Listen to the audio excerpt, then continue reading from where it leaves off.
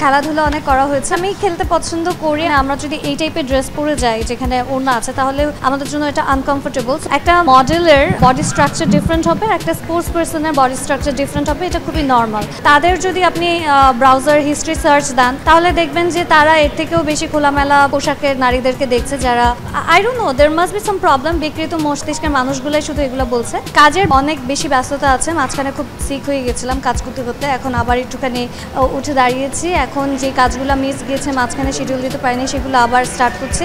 Actually আপনি যে কথাটা বলছেন সেলিব্রিটি ক্রিকেট লিগের কথাটা, তো ওইখানে ফার্স্টেই যে আমি একটা বড় ধরনের ব্যথা পাইছিলাম, বল এসে আমার পায়ে লেগেছিল, 2 দিন আমি বেডে ছিলাম। সো আমি ক্রিকেটের আগে কখনোই খেলিনি। I am a sporty person. ছোটোবেলায় যেহেতু আমি বোর্ডিং স্কুলে ছিলাম আমার মোটামুটি খেলাধুলা অনেক করা হয়েছে, বাট ক্রিকেটটা আমার জন্য ফার্স্ট ছিল, যার কারণে অত ভালো আমি খেলতে পারি না, but I have definitely enjoyed the sport. আমি খেলাইতে পারি কিনা আই ডোন্ট নো, বাট আমি খেলতে পছন্দ করি। আমি টেবিল টেনিসে অনেক ভালো, দাবা আছে, তারপরে আরও যেই ব্রেন গেমস আছে এগুলোতে আমি ভালো করি। আমার তো পার্সোনালি কোনো সমস্যা হয় নাই, বিকজ আমাকে ওই টাইপের ড্রেস কোডটা কিছুটা ওরকম ডিফারেন্ট ছিল না আমারটা, বাট যাদেরটা ছিল, যাদেরকে বেশি সুন্দর লেগেছে হয়তো তাদের নিয়ে নিউজটা বেশি হয়েছে। যে নোটিস দেওয়ার ব্যাপারটা আমি অ্যাগ্রি করি না, বিকজ যারা ওখানে গিয়েছে খেলতে যাওয়া মানে হলো যে আপনি যখন কোথাও মাঠে স্পোর্টস পার্সনরা যখন খেলতে যাবে তখন ডেফিনেটলি ওইখানে আমরা যদি এই টাইপের ড্রেস পরে যাই যেখানে ওড়না আছে তাহলে আমাদের জন্য এটা আনকমফোর্টেবল। সো আমরা এমন ড্রেস পরবো যেটা আমাদের জন্য কমফোর্টেবল হয়ে থাকে।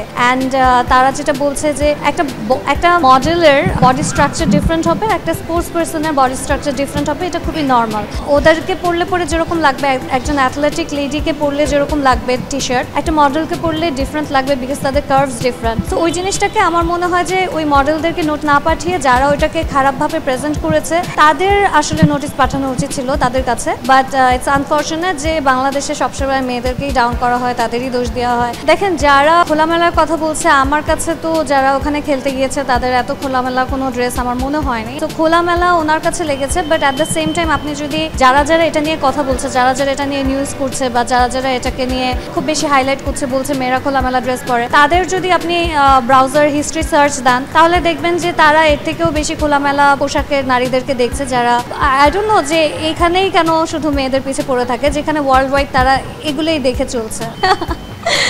এখন আমাদের দেশে এটাকে আপনারা শো অফ বলছেন, বিদেশে বা বলিউডে বা যে আইপিএল যে খেলাগুলো হচ্ছে, যে প্রীতি জিন্তা ওখানে গিয়েছে, সে কি বোরকা পরে গেছে? বা ওখানে যারা খেলছে তারা কি এরকম করছে, মানে এরকম টাইপের কোনো ড্রেস পরে গেছে, তারা কি করতে গেছে? সো এটা যারা বলছে, আই থিঙ্ক এটা তাদের মেন্টালিটির একটা প্রবলেম আছে, নেগেটিভ মেন্টালিটি। তারা জাস্ট কোনোভাবে দোষ দিয়ে দিতে চায়।